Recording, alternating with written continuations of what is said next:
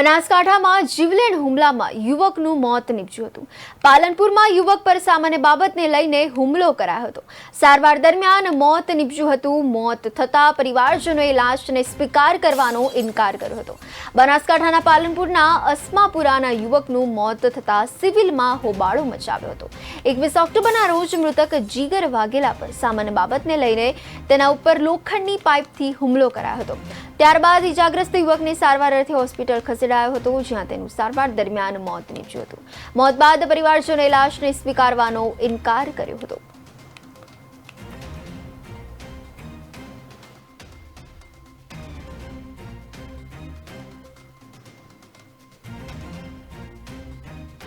તે પાલનપુરથી કાજીપુરથી કામે આવતો અલીગઢમાં આવી અને અલીગઢમાં આવીને તે બે વિધર્મીઓ એને મારી અને માનપુરની સીમાડામાં ફેંકી દીધું।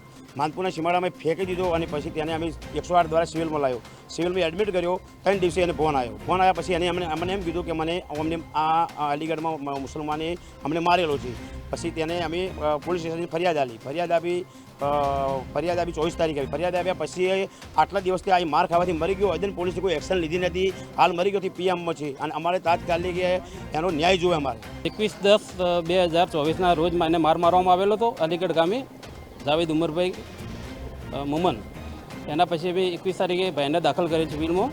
એના પછી 24 તારીખે ફરિયાદ નોંધાવી જાણવા તો મને પોલીસથી કોઈ 10 દિવસમાં કોઈ ન્યાય મળેલ નથી અને બાકી પછી આજે મેં એને સિવિલમાં પીએમ અર્થે લાવેલ છે અને ગામના લોકોને કહેવું છે કે જ્યાં સુધી મને ન્યાય નહીં મળે ત્યાં સુધી અમે અહીંથી લાશ સ્વીકાર્યું કરશું નહીં।